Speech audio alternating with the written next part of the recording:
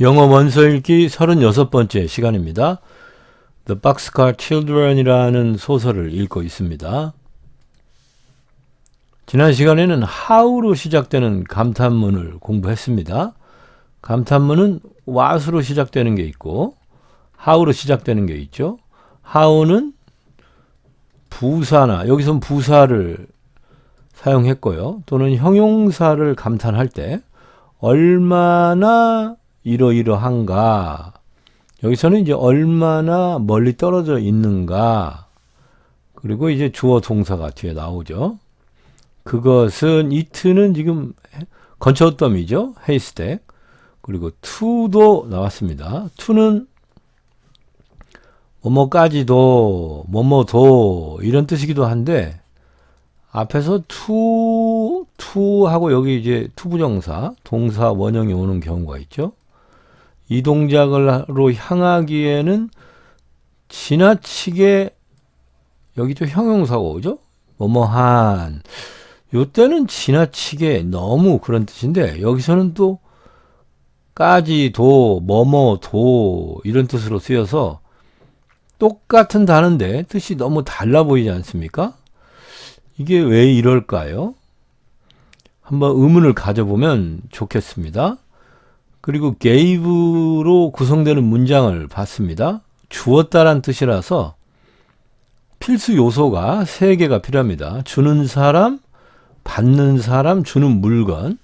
그래서 우리말로는 여기가 누가 주었다가 쓰이고 누구에게 뭐뭐를 자리가 이렇게 배치되죠. 이런 구조를 알아두면 좋겠습니다. 그리고 get은 이제 원형은 get이죠. 어떻게 되다, 지다. 그래서 요 뒤에 across를 얻었다 이런 뜻이라서 가로지르는 걸 얻었으니까 가로지르게 되었다. 그런 식이죠. 그리고 somehow는 부사로서 어떤 방법으로 어찌어찌 해서, 그리고 이제 arrive는 어디에 도착하다니까 at가 뒤에 사용됩니다. 지금 상황은 이제 건초 더미를 발견하고 몰래 그 팜하우스에 들키지 않고 건초 더미로 좀 다가가기 위해서 돌담을 2개나 넘었죠. 그래서 마침내 건초 더미에 갔습니다. 도착했습니다. 그럼 이제 잠을 자야겠죠. 자, 오늘 공부할 문장을 봅시다. 엄청 빽빽합니다. 원래는 여기서 단락이 한번 끊어지기 때문에 한 칸 띄고 조금 더 여유롭게 써야 되는데 이 이야기를 이제 한없이 느리게만 읽을 수는 없을 것 같아요. 빨리빨리 봐야겠죠. 그렇다고 또 막 서두르기만 해서도 안 되기는 안 되는데 오늘 좀 분량을 늘리려고 빽빽하게 적었습니다. 양이 좀 많기는 한데요. 차근차근 하다 보면 또 생각보다는 어렵지 않게 탐구할 수 있을 겁니다. 우선 여기까지가 첫 번째 문장이죠. 첫 번째 문장을 상세히 보겠습니다. 서술어를 찾아보면 요게 서술어입니다. 그리고 컴마로 문장이 한번 나뉘는 것 같아요. 그리고 while이 온 걸 보면은 while이 이제 2개의 상황을 동시에 표현할 때 한쪽에 while을 붙이죠. 그래서 하나 요렇게 하고 하나 요렇게 진행되는데 이러는 동안에 한편 이랬다. 뭐는 이렇게 하고 한편 뭐는 이렇게 했다. 뭐가 이렇게 하는 그 동안에 또 하나는 또 이렇게 했다. 뭐 이런 식의 2개의 상황이 동시에 진행될 때 한쪽에 이제 while을 붙이죠. 주로 말하고 싶은 걸 쓰고 보조적으로 말하고 싶은 것에 이제 while을 붙이죠. 그래서 지금 2문장이 한 문장으로 while을 접속사로 해서 지금 연결된 형태 같습니다. 서술어가 여기 하나 있고 여기가 또 서술어가 있습니다. laid는 놓았다라는 뜻입니다. 놓았다라는 동작이 이루어지려면 누군가가 주어가 여기 있겠죠. 누군가가 먼 물건이나 뭔가를 놓겠죠. 그래서 목적어가 필요합니다. 여기 지금 목적어입니다. 헨리가 그의 브라더면은 지금 안고 있었으니까 헨리가 베니겠죠. 베니를 놓았습니다. 어디로? 다운 방향으로. 아래로. 그래서 다운이 이렇게 레이드를 부연 설명하는 부사로 쓰였습니다. 원래는 전치사라서 뒤에 이렇게 명사가 붙어 있으면은 전치사로 쓰인 건데 지금 and가 나오고 뒤에 아무것도 없잖아요. 그러면 이제 부사로 쓰인 거죠. 헨리가 그래도 드디어 이제 안고 있던 벤을 내려놨네요. 그리고는 and가 오고 서술어가 하나 더 있네요. 내려놓고 스트레칭 한다고 하죠. 우리 이렇게 뻗치다, 뻗었다, 펼쳤습니다. 뭔가를 펼쳤겠죠? 그의 arms, 팔들이죠. 왜 팔을 펼칩니까? 베니를 안고 있었으니까 팔이 아플 거 아니에요. 그래서 팔을 이렇게 펼쳐서 좀 근육 통증을 조금 완화시키는 동작을 하는 겁니다. 그래서 ache가 아프다인데 aching이니까 아픈 팔들을 펼쳤습니다. 그러고 있는 동안에 헨리가 그러는 동안에 한편으로 제스는 어떻게 했습니까? 시작했습니다. 뭔가를 시작했겠죠? 그래서 여기 투부정사가 이게 동사입니다. 명사로 쓰였습니다. 명사적 용법이겠죠? 왜냐하면 비건의 목적어가 필요하기 때문이죠. 목적어 자리에는 명사가 와야 되니까 이 burrow가 구멍을 뚫다? 라고 봐야 할까요? 구멍을 파다? 이런 뜻입니다. 또는 뭐 굴을 파다라고 할 수도 있고요. 그래서 제스가 굴을 파는 동작으로 향하는 거를 시작했습니다. 근데 굴을 어디 안으로 파느냐? 인투가 어디 안으로인데 여기 명사가 왔으니까 이렇게가 전치사 구가 되겠죠. 앞에서 계속 언급했던 그 건초더미 안으로 굴을 파는 동작으로 향하는 걸 시작했어요. 건초더미가 있으면은 요렇게 구멍을 요렇게 파려고 몸을 뭐 밀어 넣던가 제스가 이제 잠자리 마련을 하는 동작인 것 같습니다. 자, 다음 문장을 보면요. 바이올렛은 어떻게 합니까? 여기가 서술어가 있고요. after 뒤에 명사가 왔죠. 그래서 한 순간 후인데 어떤 순간인지에 대한 부연 설명을 오브를 했습니다. 그래서 바이올렛이 그녀 her는 따로 다른 여자겠죠. 지금 바이올렛이 주어니까. 그럼 이게 제스겠죠. 제스를 watch가 관찰하다입니다. 관찰하다인데 오브 뒤에는 명사가 와야 되거든요. 그래서 관찰하는 행동을 명사로 바꾸기 위해서 ing를 붙였습니다. ing는 관찰하는 중인하고 형용사로 만들 때도 ing를 붙이고요. 관찰이라는 행동으로 명사를 만들 때도 ing를 붙입니다. 그래서 동작을 명사로 만들었기 때문에 동명사라고 부르죠.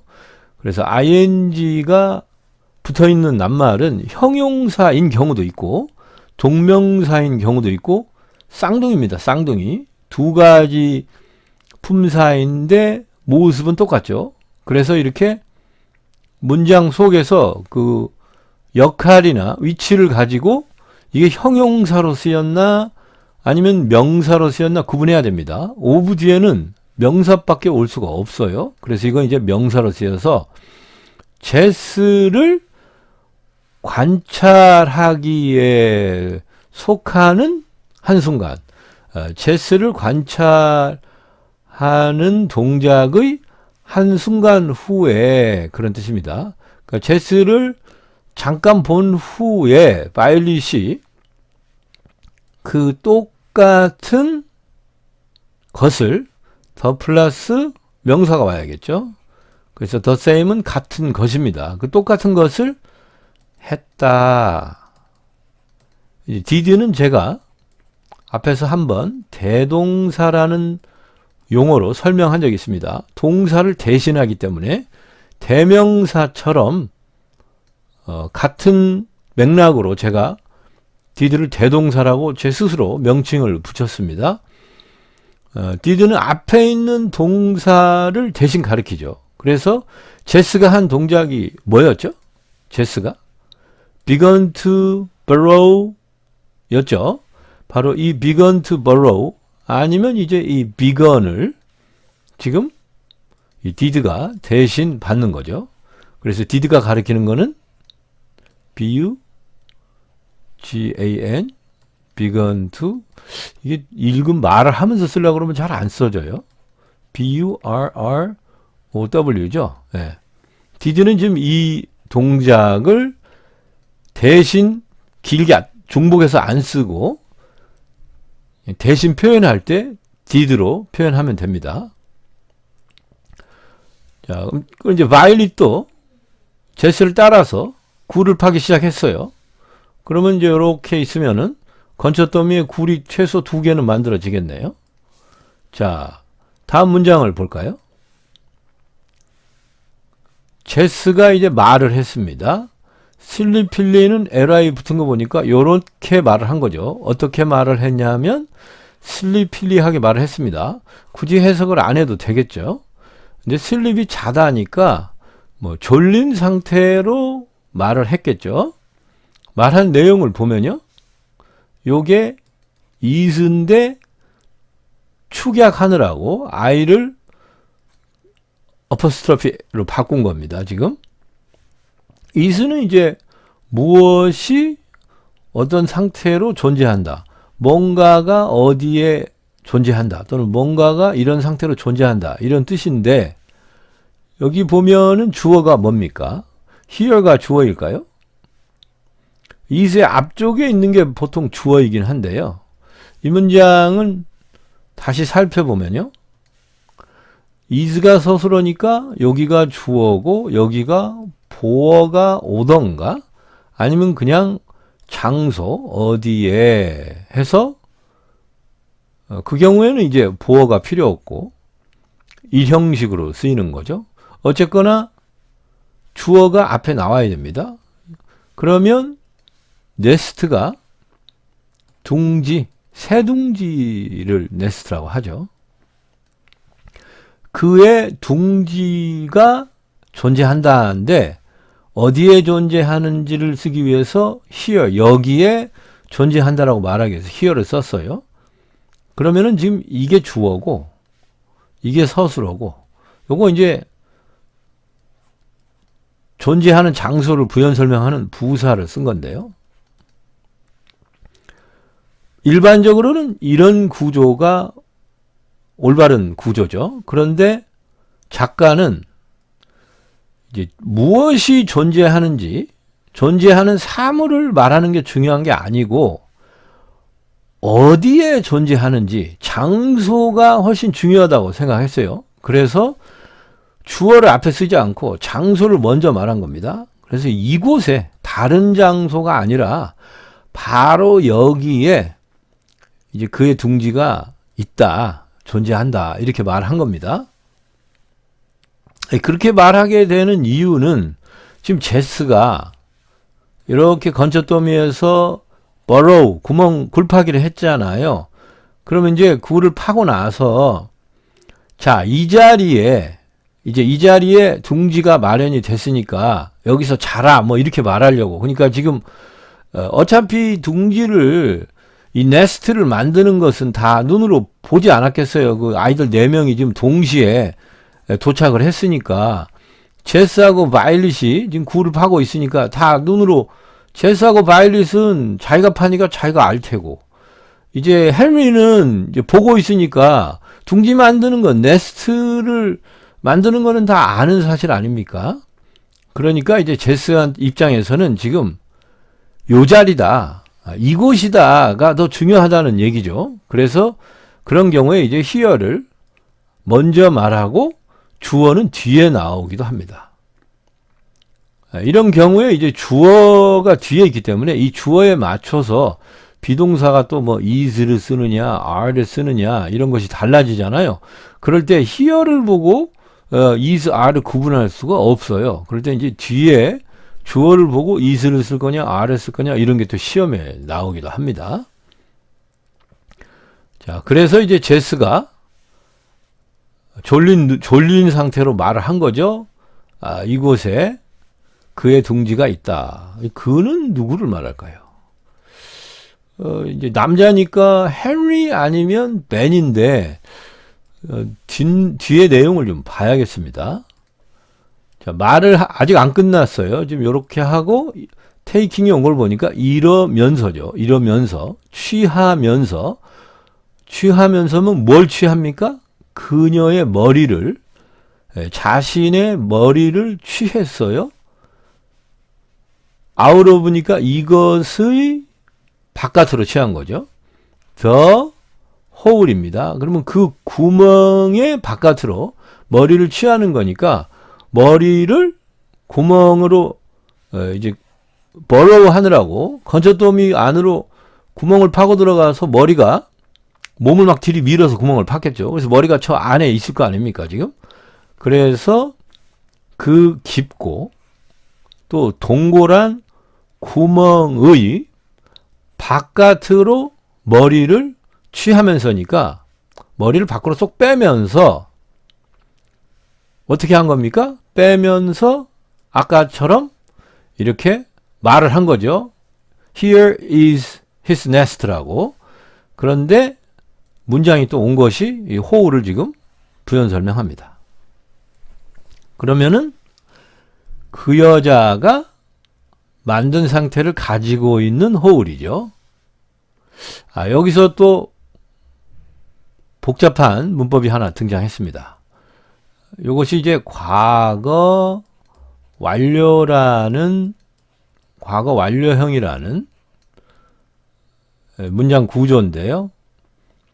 had를 쓰고 여기다가 과거 분사라는 걸 붙여서 이 전체가 하나의 서술 부를 형성하죠.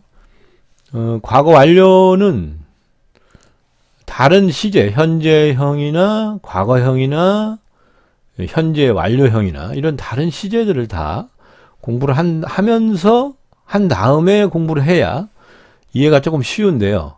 이렇게 제 의도에 맞지 않게 이제 더 나중에 배워야 할 문법들이 먼저 나와버리곤 합니다. 소설을 읽을 때 좀 어려운 점이죠.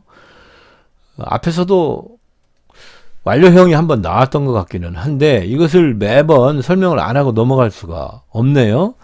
여기서 최대한 간단하게 이 문장을 이해하는 정도로만 설명을 해보겠습니다. 만약에 어렵다면 이해를 못 하셨다면 그냥 넘어가도 상관없습니다. 지금 전체 문장을 가지고 제가 설명을 해보겠습니다. 이제 여기가 컴마로 해서 지금 두 문장이 연결된 상태죠. 자, 제스가 말을 하면 한 내용이 여기 있고요. 이 말할 때 이제 머리를 꺼내면서 말을 했죠. 근데 이 전에 제스가 이렇게 건초더미에다가 구멍을 파기 시작했잖아요. 그러면 이제 구멍을 파서 깊이 들어갔기 때문에 딥 호울이 만들어진 거죠. 그 딥 호울에서 머리를 바깥으로 취하면서 이렇게 말을 할 거면 이미 그 상태에서는 이 호울은 완성이 된 거죠. 그래서 이 호울은 제스가 만든, 메이드가 이미 다 만들어 놓은 이런 의미의 형용사입니다. 형용사.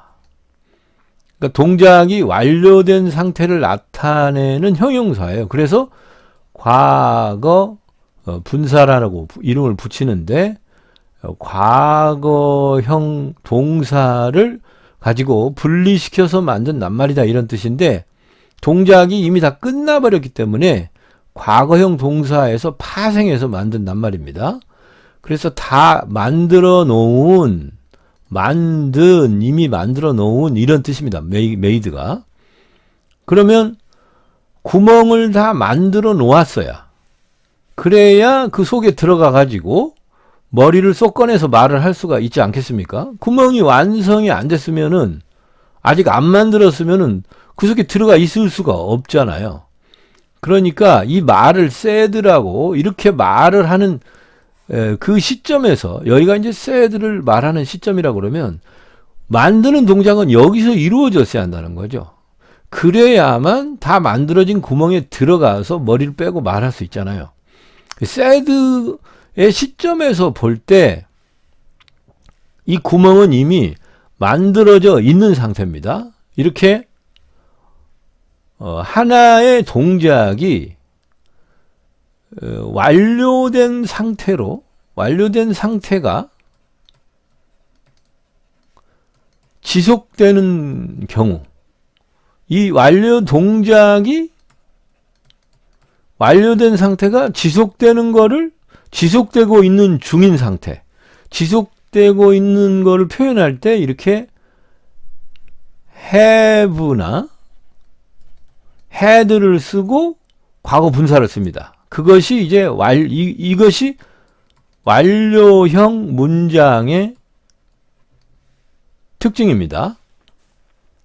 그러니까 다시 한번 설명을 드리면요. 이 said라는 동작을 말하고 이 동작을 실행하고 있을 때에는 이 구멍은 만들어져 있는 상태가 유지되고 있겠죠. 이게 무너져 버려서 구멍이 막혀 버리거나, 아니면 구멍이 아예 안 만들어졌거나 그러면 안 되잖아요. 막 만들어 놓은 단계에서 이제 그 속에 들어가서 이런 말을 할 수 있지 않겠습니까? 그러니까 이렇게 어떤 동작이 완성된 상태가 일시적으로 이렇게 유지가 쭉 되는 와중에 내가 어떤 또 다른 동작을 할 때에는 이제 그 동작의 기준에서 본다면 이미 만들어진 상태니까 그럴 때 had made를 쓰는 겁니다. 이것이 좀 어렵다면 말이죠. 이 진행형을 생각하면 쉬워요. ing라는 건 뭐 이렇게 walking. 그럼 이것은 지금 걷고 있는 중인 거죠. 동작을 계속 하고 있는 거잖아요. 그래서 이걸 이제 진행형이라고 부르지 않습니까? 동작은 움직임이 계속되고 있는 거니까 느낌이 잘 와요. 계속 걷고 있는 가운데 뭔가를 하는 거겠죠. 이 진행형하고 똑같은 게 이 완료형입니다. 똑같이 진행 상태를 표현하는데, 완료형은 다만 차이점이 뭐냐면 이건 동작을 진행하고 있는 게 아니에요. 동작을 진행하고 있다면 ing를 썼겠죠.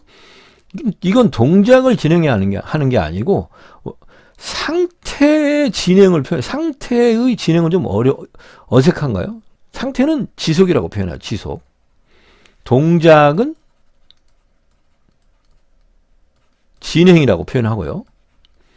상태가 유지되고 있을 때, 이 어떤 동작을 완성한 상태가 일시적으로 지속되고 있을 때, 그때 이 had pp, have pp 형태를 쓰는 겁니다.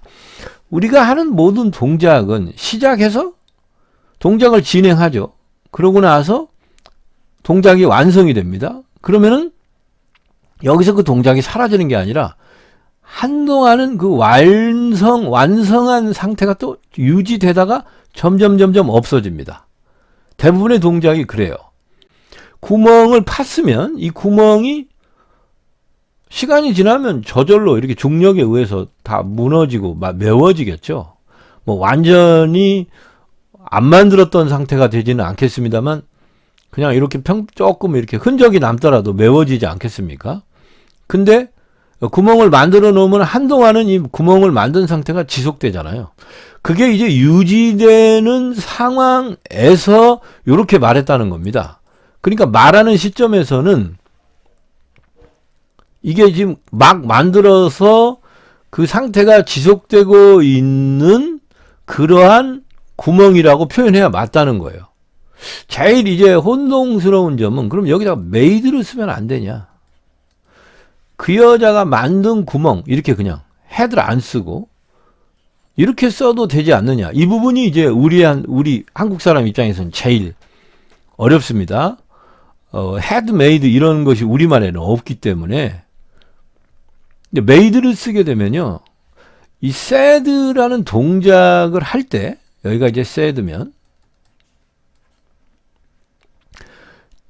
요 said의 인근에서 이제 만들어 가지고 지금 구멍이 이렇게 만들기 시작해서 여기서 만든 상태가 이렇게 지속되는 가운데 said를 말했다. 이 두 개가 이렇게 좀 어느 정도 시간적으로 연관이 되어 있고 순차적인 동작이라는 인상이 안 생기고 그냥 메이드를 쓰게 되면은 구멍 만드는 것 따로 말하는 것 따로 이렇게, 예를 들어서 구멍은 작년에 만들었어도 메이드를 쓸 수 있고요. 재작년에 만든 구멍도 메이드를 쓸 수 있습니다. 그래서 지금 둘의 동작의 연관성이 조금 떨어져요. 그러니까 메이드를 쓰게 되면은 영국 사람 입장에서는 이 말을 들을 때 조금 어색하다고 느낄 수 있습니다. 아주 옛날에 구멍을 따로 만들었고 말은 또 다른 시점에서 과거에 또 말은 하고 있고 이렇게 관련성이 좀 없다고 보기가 쉬워요. 이렇게 헤드메이드로 쓰는 게 아주 정상적이고 자연스러운 문장입니다. 지금 영국인 입장에서 볼 때는. 우리가 이제 요 완료형의 사용법을 배워야 되는데 이게 느낌이 와야 되거든요. 단번에 느낌은 안 오고 여러 문장을 봐야 할 겁니다. 일단 막 만들어 놓은 상태가 지속되고 있다, 유지되고 있다는 의미라고 이해하시고요. 그 정도만 파악한 상태에서 이번에는 일단 그냥 넘어갑시다. 자, 그러면 이제 누구를 거기다가 넣으라는 건지, 자, 보니까 헨리가 여기에 서술어죠. 여기에 목적어인데 그 아이면은 벤이겠죠. 헨리 입장에서 아이라면 벤이, 자기가 안고 있던 벤이겠죠. 지금은 내려놨죠. 벤이를 내려놓았던 벤이를 리프티드니까 들었어요. 들었는데 어디 안으로 들었냐? 더가 왔으니까 요것도 명사입니다. 명사. 열린 것이 명사니까 입구겠죠. 입구. 그 입구 안으로 베니를, 그 아이를 들었습니다. 그러니까 이렇게 제스가 파놓은 굴에다가 제스가 여기가 그의 보금자리다, 둥지다. 그러니까 베니를 여기다 눕혀라 이렇게 말한 거죠. 그래서 헨리가 베니를 들어서 그 안으로다가 지금 들어서 넣은 겁니다. 그리고 요렇게 이제 was가 서술어로 왔어요. 지금 이 부분을 오늘 공부할 내용인데요. 오늘 공부할 내용이 상당히 많습니다. 분량이. 자, 오늘 배울 내용은 문법적으로는 수동태라는 내용인데요. 이 수동태를 이해하기 위해서는 이 동사의 의미를 정확히 알아야 되는데요. 동사라는 건 뭡니까? 동작을 표현하는 낱말이잖아요. 이건 이제 동작이란 뜻이고, 사는 이제 사전 할 때 사자니까 낱말이란 뜻인데요. 그래서 이제 동작을 표현한다고 말할 수 있는데, 이 동작이란 것은 움직임이죠. 그런데 이제 동사라는 게 모든 움직임을 표현하면 다 동사가 될까요? 예를 들어서 친구가 저를 밀었어요. 그러면 제가 이렇게 몸이 살짝 움직이잖아요. 그러면 이것은 과연 동작입니까? 그리고 왠지 그냥 움직임이지 의미 있는 움직임은 아닌 걸로 보이잖아요.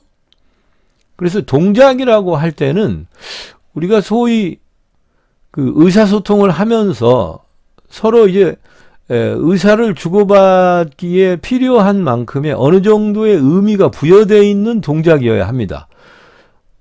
좀 더 구체적으로는 그것이 우리 삶에 뭔가 좀 영향이 있고 중요성이 있고, 또 대체로는, 다 그런 건 아닙니다만 대체로는 내가 의도를 가지고 적극적으로 내 몸을 내가 조종해서 일부러 하는 행동, 그런 것들이 동작이고, 그러한 동작들이 의사소통에 필요하기 때문에 그러한 동작들을 나타내는 낱말을 동사로 만들어 놨단 말이죠. 그냥 누가 밀어서 살짝 움직인다든가, 내가 그냥 아무 의미 없이 하는 움직임들, 그런 것들을 일일이 다 동사로 만들어서 의사표현을 하기 위해서 단어를 다 갖추어 놓고 그러지는 않는다는 거예요. 뭔가 대화를 주고받을 필요가 있고, 그런 동작들이 많은 사람들이 반복적으로 하고, 그렇게 좀 의사소통을 하는데 필요할 만한 낱말, 그런 것만을 이제 동사로 만들었다는 거죠. 그래서 우리가 생각하는 특히 영어에서의 동사는 생각보다는 되게 규정화된 중요한 동작들만 동사로 만들어져 있다, 이렇게 말할 수 있습니다. 이게 좀 뭔 소린가 하실 텐데, surprise, interest, excite, 이 동사들을 많이 보셨을 거예요. 이 동사 세 개가 아마 시험에 가장 많이 등장하는, 중학교, 고등학교, 또 대학 입시 수능 시험, 그 다음에 영어 각종 자격 시험, 토익, 토플 이런데 많이 등장하는 단어거든요. 이 세 단어가. 이 동사를 우리가 흔히 알기로는, 이제 공부를 할 때는 그냥 surprise는 놀란다, interest는 관심 있다, excite는 흥분하다, 이렇게 알고 있어요. 이런 뜻으로. 그런데 이렇게 알고 있어가지고 이제 해결이 안 되고 답을 못 고르는 경우가 굉장히 많습니다. 서프라이즈는 놀라다가 아닌가요? 놀라다가 맞는데? 이렇게 생각하시는 분도 있을 겁니다. 그런데 한번 생각을 해봐야 될 게, 놀라다, 아니면 놀란다, 놀랐다. 이 놀라다는 게 동작인가요? 동작. 얘네들도 마찬가지입니다. 관심이 있다는 동작입니까? 흥분하다도 동작인가요? 이게 과연 동작인지 궁금해야 할 필요가 있습니다. 동작이라면 이런 동사를 만들었겠죠, 당연히. 근데 동작이 아니라면 어떻게 됩니까? 이런 동사는 없을 수도 있다는 얘기입니다. 자, 여러분은 놀랄 때 어떤 동작을 합니까? 움직임은 있습니까? 관심 있다는 일단 움직임은 별로 없어 보여요. 관심이라는 게 이게 마음속에서 일어나는 거지 않습니까? 흥분하다도 살짝 심리적인 문제 아닌가요? 이제 흥분해가지고 막 어떤 과격한 움직임이 책상을 꽝 때린다든가 이런 게 나오기는 하는데, 놀라다의 경우에도 보면은 동작은, 저는 놀라면 눈이 동그래져요. 눈이. 그게 유일한, 아니면 이제 소리를 하고 소리를 지르나요? 기껏해야 몸을 이렇게 움찔하는 정도 아닙니까? 큰 동작, 움직임이라고 할 만한 게 이게 육안으로 이렇게 확인이 될 만큼 큰 움직임은 놀랄 때는 없는 것 같은데 말이죠. 여러분은 그렇지 않은가요? 사실 얘네들은 움직임이 크지 않습니다. 그리고 엄격하게 말하면 이건 다 동작이 아니에요. 왜냐하면 앞에서 제가 동작을 설명할 때 이 동작이란 게 적극적으로 내가 몸을 조종해서, 또는 어떤 때는 또 의도를 가지고, 항상 이제 의도가 있는 것만은 아닙니다만은 의도를 가진 경우도 있고, 내가 조종하는 경우도 있고, 내가 적극적으로 일부러 나서서 하는 행동이라고 설명을 드렸습니다. 자, 여러분은 의도를 가지고 일부러 놀랍니까? 일부러 조종을 해서, 내 몸을 조종해서 놀라나요? 내가 일부러 흥분합니까? 내가 흥분하려고 일부러 조종을 하는 경우가 있어요? 관심을 갖는 경우도 마찬가지죠. 내가 공연히 일부러 나를 조종해서 관심을 가질 마음으로다가 관심을 가집니까? 저쪽에서 뭔가 사람들이 웅성웅성 하면은 나도 모르게 관심이 생기는 거 아니에요. 그냥. 지금 이 세 가지는 사실 저절로 일어나는 겁니다. 저절로. 나는 개입하는 게 별로 없어요. 가만히 있다가 갑자기 이렇게 되는 거죠. 친구가 나를 놀래키면은 문 뒤에 숨어 있다가 꽉 하고 소리를 지르면 나는 가만히 있다가 그냥 당하는 거 아닙니까? 그래서 깜짝 놀래가지고 몸을 움찔하게 되죠. 소리도 지르고. 이것도 나는 아무 생각 없이 있는데 밖에서 꽝 소리가 났어요. 자동차 부딪히는 소리인가? 교통사고인가? 관심이 나는 가만히 있다가 저절로 관심이 생기는 거죠. 흥분하다도 마찬가지고요. 누가 약을 올리면 내가 이제 흥분하게 되죠. 그래서 얘네들은 전부 동작은 아닙니다. 이것들은. 그러면 이 동사들은 왜 생겼을까요? 이 동사들은 동작을 표현하는 거고, 얘네들은 분명히 적극적인, 의도적인, 내가 일부러 내 몸을 조종해서 하는 동작을 표현하는 동사라고 그랬는데, 그러면 이렇게 해석이 돼버리면은 이것들은 다 나는 가만히 있다 당하는 거잖아요. 그럼 이 동사들은 도대체 무슨 뜻이고 어떤 동작을 나타내는 걸까요? 이 서프라이즈는 일부러 하는 동작을 표현한다고 그랬죠. 얘가 이제 동사니까 전제 조건이 그렇습니다. 내가 일부러 하는 겁니다. 일부러. 내가 하는 동작이에요. 내가 내 몸을 조종해서. 그러면 서프라이즈는 내가 일부러 하는 동작은 놀래키는 거죠. 놀라는 건 내가 가만히 있다 당하는 거고, 일부러 하는 동작은 내가 마음을 먹고 문 뒤에 숨어 있다가 친구가 들어올 때쯤 꽉 하고 소리를 지르고 나가죠. 의도를 가지고 내 몸을 조정해서 내가 일부러 하잖아요. 그래서 서프라이즈는 놀래키다라는 뜻이고요. 이런 일부러 하는 동작을 표현하려고 이런 동사를 만들어 놓은 겁니다. 서프라이즈는 놀래키다고, 인터레스트와 익사이트도 다 똑같습니다. 이것은 관심을 유발시키다, 유인하다, 뭐 그런 뜻이죠. 관심을 불러일으키다. 익사이트도 일부러 흥분을 시키는 겁니다. 내가 앞에서 막 메롱메롱 하면서 약을 올린다거나, 이것도 막 앞에서 춤을 추고 노래를 부르고 선물을 주고 하면서 상대방의 관심을 불러일으키는 거죠. 전부 적극적으로 일부러 하는 행동입니다.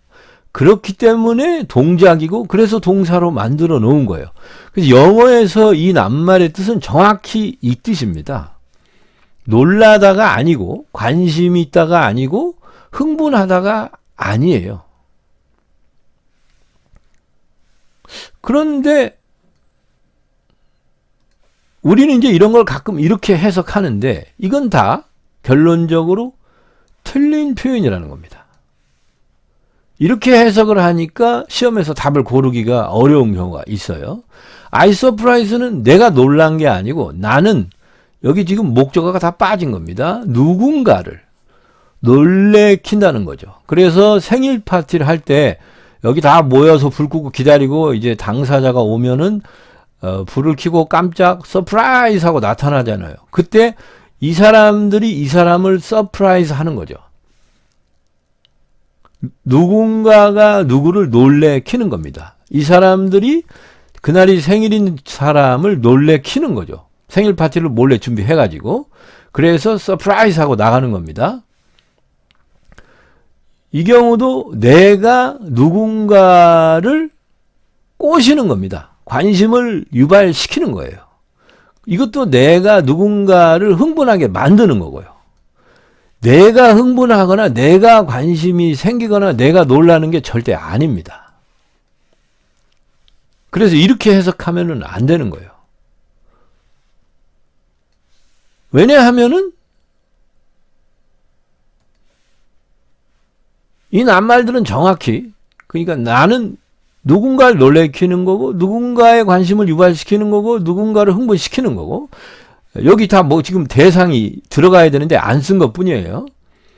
이 낱말들은 다 이런 뜻이기 때문에 나는 놀랐다, 나는 흥분했다, 이렇게 말하면 안 된다는 겁니다. 다시 한번 확인해 보면요. 나는 놀랐다는 동작입니까? 동작은 특히 영어에서의 그 동사가 표현하는 이 동작이란 건 적극적으로 나를 조종해서 내가 의도를 가지고, 의도가 있는 경우가 대부분이고 없는 경우도 있긴 합니다만 의미 있는 행동이라고 그랬죠. 나는 놀라는 건, 내가 놀라는 것은 나는 가만히 있다 당하는 거죠. 관심 있는 것도 내가 적극적으로 어떤 동작을 한 게 아니라 가만히 있다가 관심이 생긴 거고, 흥분하는 것도 가만히 있다가 누가 약 올려서 내가 흥분 당하는 거지 않습니까? 내가 뭔가를 적극적으로 하는 게 아니라 가만히 있다가 나는 단지 어떤 상황에서 이것들은 내가 보이는 반응일 뿐이에요. 반응. 리액션, 반응. 내가 일부러 하는 동작이 전혀 아닙니다. 단순 반응인 것 뿐이에요. 반응. 그러면 이걸 어떻게 표현해야 될까요? 나는 놀랐다, 나는 관심 있다, 나는 흥분했다는 전부 저는 반응이라고 표현했는데, 동작과 반대되는 말로 표현한다면 움직임이 아니고 그냥 내 마음의 정신 상태입니다. 동작은 아닌 거죠. 상태예요, 상태. 그러면 영어에서는 동작은 동사를 만들어서 표현합니다. 상태는 영어에서 어떻게 표현합니까? 형용사로 표현합니다. 형용사로. 그러니까 얘네들이 상태라는 얘기는 형용사로 표현한다는 얘기입니다. 동사로 이런 낱말들을 표현하지 않는다는 얘기예요. 영어에서는. 영국 사람들도 나는 놀랐다라는 말을 하긴 하겠죠. 그런데 이 나는 놀랐다라는 말을 표현할 때에 영어적으로 보면은 나는 이 놀랐다가 상태니까 나는 놀란 상태로 존재한다. 이렇게 영국 사람들은 말을 해요. 그걸 우리가 이제 의역하면 이렇게 되는 거죠. 이 놀란다는 건 상태에 불과하기 때문에 동사를 쓰지 않고 형용사로 표현합니다. 이 상태를 표현하는 대표적인 서술어가 있죠. 비동사죠. 그래서 뭔가가 이런 상태로 존재한다. 그래서 나는 놀란 상태로 존재한다. 이게 이제 나는 놀랐다죠.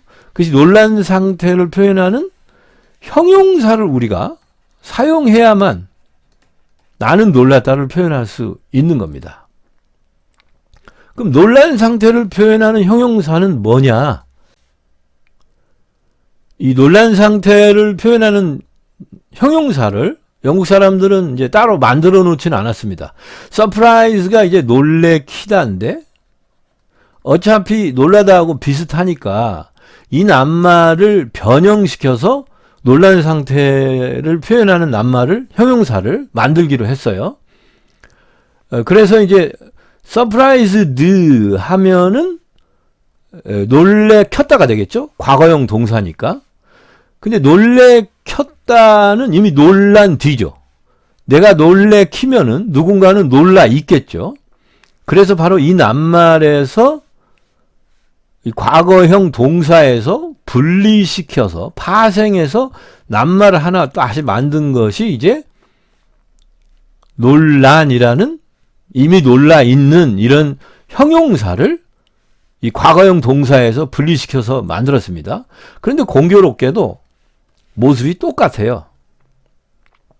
그래서 논란과 이미 놀라 있는 이런 형용사와 놀래켰다라는 과거형 동사가 모습이 같습니다. 헷갈리게 돼 있죠. 한편 또 반대로 생각하면 우리 입장에서는 이제 외우기는 쉽죠. 얘만 알고 있으면 얘도 알 수 있으니까요. 여기 만약에 다른 알파벳으로 뭐 어떻게 써놨다면은 이것 따로 외우고 이것 따로 외우고, 그러면 이제 외워야 될 낱말이 훨씬 늘어날 거 아닙니까? 그러니까 아마 이제 영국 사람들도 일일이 다 다른 낱말로 만들어 놓으면 암기해야 될 게 너무 많아지니까 있는 낱말을 조금씩 변형하거나 다시 사용해서 이렇게 쓰는 방법을 선택한 것 같아요. 그래야 암기할 낱말이 적어지잖아요. 그래서 두 개가 똑같은데 이제 문장에서 이제 사용되는 관계, 위치, 역할 이런 걸 가지고 이걸 이제 놀래켰다로 해석할지, 논란으로 해석할지는 이제 우리가 구분해 내야 됩니다. 그래서 다른 낱말들도 다 마찬가지입니다. 지금 이제 나는 놀랐다는 나는 놀란 상태로 존재한다. 이 경우엔 여기가 이제 서술어가 있으니까 이것이 과거형 동사로 해석하면은 안 되겠죠. 여기 이미 서술어가 있으니까. 그리고 이제 비동사는 보어로 형용사가 와야 하는 경우가 있죠. 지금 나는 존재한다는데 내 상태를 얘가 표현해 주지 않으면, 여기 형용사가 없으면 내가 어떤 상태로 존재하는지 말이 안 되잖아요. 그래서 보충 설명이 필요하니까 보어가 필요하죠. 없으면 이제 나는 존재한다로 끝나는 거겠죠. 그래서 나는 놀란 상태로 존재한다. 그래서 나는 놀랐다. 이런 뜻이 됩니다. 이때 이제 이 surprised가 과거 분사로서 놀라 있는 이런 뜻이 된다는 거예요. 마찬가지로 관심이 있다도 interested가 관심을 불러일으키는 동작은 이미 끝났고, 거기서 이 관심을 불러일으키는 동작을 끝냈다라는 과거형 동사에서 파생시켜서 관심이 이미 생겨 있는 이런 형용사가, 이제 모습은 똑같아요. 이것도 과거형 동사하고 얘도. 근데 전부 이 세 개가 다 과거형 동사와 모습이 똑같지만 전부 형용사인 겁니다. 지금. 과거 분사라고 문법적으로는 부르는데요. 그래서 관심이 유발된 상태로 존재한다. 흥분이 된 상태로 존재한다. 이렇게 쓰이는 겁니다. 그래서 이 우리말을 이렇게 영어로 바꿀 때는 이렇게 바꿔야 돼요. 시험에 나올 때는 여기다가 이제 ing를 쓰는 경우가 있습니다. 이걸 안 쓰고요. 그럼 surprising이 되죠. surprising은 동사에 ing를 붙인 거 아닙니까? 그래서 동사 뜻이 관심을 아니죠. surprise니까 놀래키다죠. 놀래키다에 ing를 붙였으니까 놀래키는 중인이 됩니다.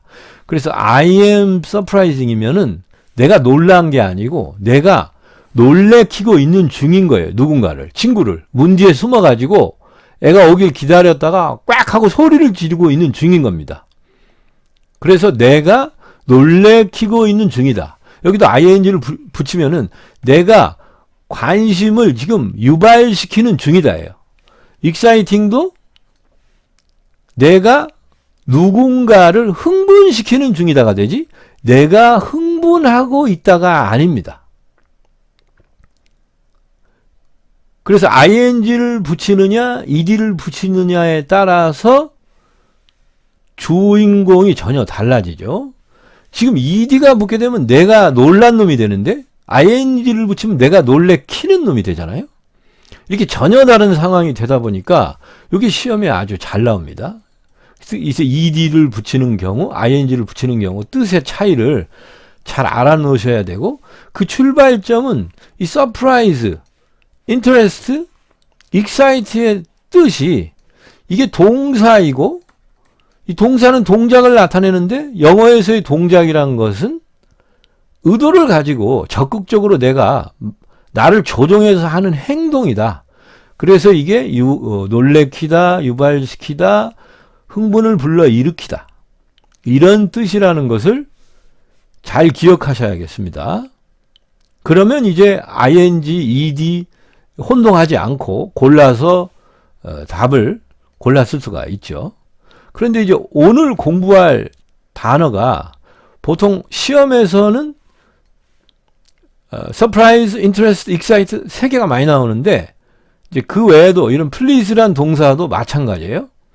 요거 이제 우리가 흔히 알기는 제발이라는 감탄문으로 많이 알고 있는데, please가 동사로 쓰이기도 합니다. 동사로 쓰인다는 건 동작이고, 동작이라는 건 내가 적극적으로 내 몸을 조종해서 하는 의미 있는 의사소통을 나눌 정도로 사회적으로 많은 사람들한테 의미 있는 행동이라는 거죠.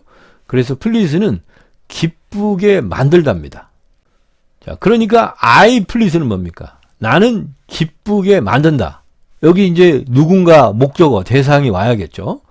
뭐 그를 기쁘게 만들든 부모님을 기쁘게 만들든 I please는 나는 기쁘게 만든다요. 그러면 나는 기쁘다는 어떻게 해야 됩니까? 나는 기쁘다는. 반복되긴 합니다만 공부를 위해서 한 번 더 따져보죠. 자, 나는 기쁘다는 동작입니까? 상태입니까? 기쁜 건 내 마음 속에서 기쁜 거죠. 뭔가 일이 벌어졌고 그 일로 나는 기뻐지죠. 나는 가만히 있다가 당하는 거죠. 내가 일부러 막 아무 일도 없는데 막 기쁜 마음으로 막 뭘 하고 이러지는 않잖아요. 이게 상태입니다. 상태. 기쁘다는. 상태는 형용사로 표현해야겠죠. 형용사로. 그래서 이미 기뻐 있는 이란 형용사, 과거 분사를 써야겠죠. please에 맞죠? 스펠링에 하도 노이로제가 걸려요. pleased. 그래서 나는 기쁘다는 나는 기쁜 상태로 존재한다. 이 상태를 나타내는 서술어, 비동사를 쓰고 기쁜 상태로 있는, 이미 기뻐 있는 과거분사 pleased를 써서 I'm pleased가 나는 기쁜 상태로 있다라는 뜻이 됩니다. 그리고 이제 이렇게 be 플러스 과거분사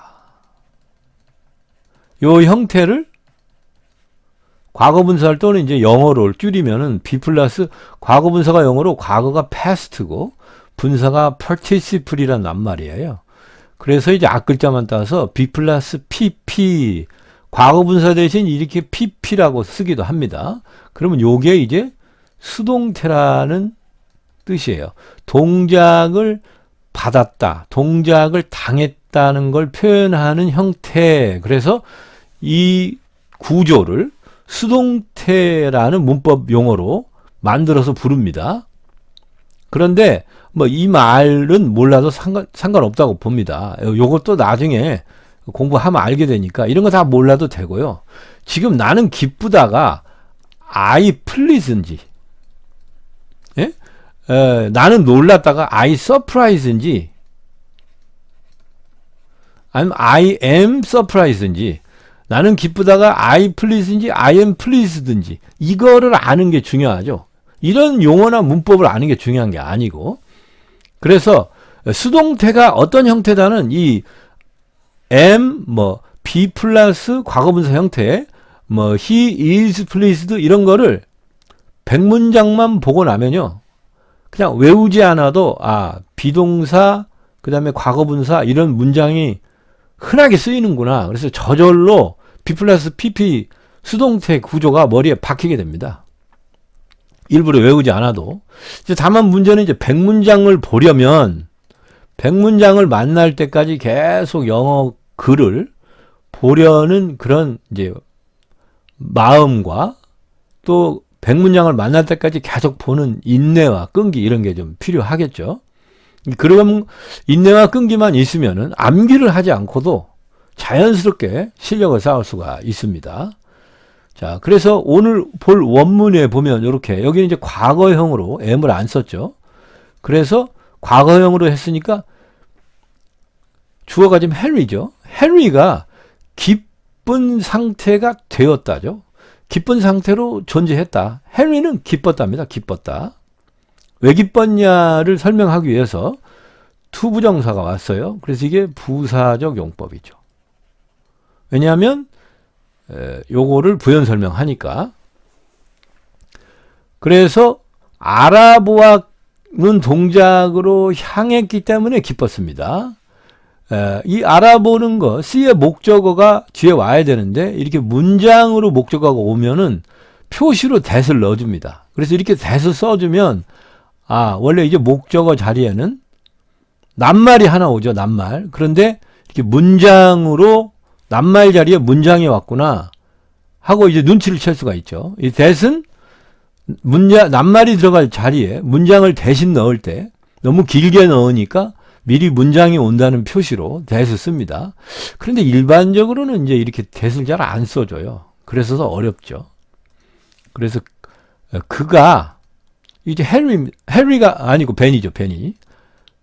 요건 벤입니다. 벤이가 instantly, li니까 지금 부사로 쓰인 건데요.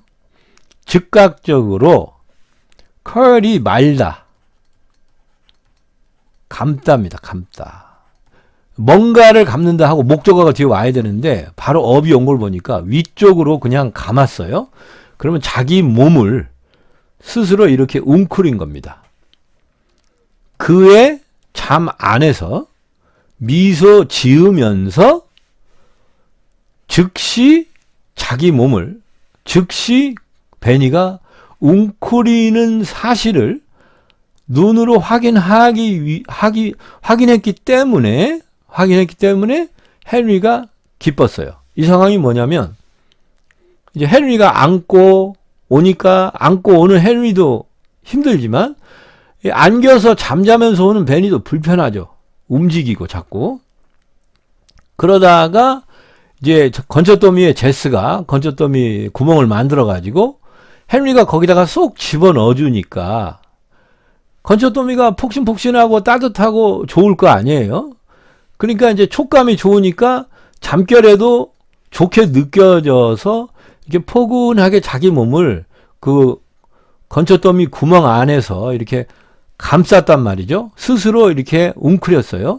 그래서 헨리가 보기에 베니가 이제 조금 편안하게 잠드나 보다 하고 이제 마음이 흡족해지니까 그걸 보고 기뻤다. 이런 표현을 지금 하고 있는 겁니다. 자, 드디어 오늘 공부할 문장이 다 해석이 됐습니다. 양이 많았는데 공부한 내용을 잠깐 살펴보면요. while 한번 나왔죠. 두 가지가 동시에 이러는 한편 이랬다. 뭐 그런 거죠. 요거 한편 이랬다. 그리고 이제 요게 지금 명사적 용법으로 비긴의 목적으로 쓰였죠. borrow가 구를 파다라는 세 단어고요. did가 대동사로 나왔습니다. 그리고 same은 did는 요거 가르치죠. 요거 begin to borrow. same은 같은 건데 같은 걸라면 하나가 있고 이게 기준이 돼서 요게 요거랑 같아지는 거죠. 그래서 기준점이 있어야 합니다. 그래서 그걸 가르치기 위해서 더가 있죠. 그래서 그 같은 것이죠. 앞에 것과 같은 것. 그리고 his nest가 주어인데 지금 here가 더 비중 있게 말하기 위해서 장소를 비중 있게 말하기 위해서 here를 먼저 썼고요. 과거 완료 문장을 배웠습니다. 그리고 이 문장이 이렇게 호를 부연 설명합니다. 문장으로 명사를 뒤에서 설명하죠. 그 다음은 요게 이제 수동태가 나왔죠. 비동사, 요게 이제 과거 분사라고 하는 past participle. 학습 내용이 굉장히 많네요. 제가 한번 천천히 읽고 끝마치겠습니다. Henry laid his brother down and stretched his aching arms, while Jess began to burrow into the haystack. Violet, after a moment of watching her, did the same. "Here is his nest," said Jess sleepily, taking her head out of the deep round hole she had made. Henry lifted the child into the opening and was pleased to see that he curled up instantly, smiling in his sleep. 수고하셨습니다. 이것으로 이 시간 강의를 마치겠습니다. 긴 시간 강의를 들으시느라고 아주 수고 많았습니다.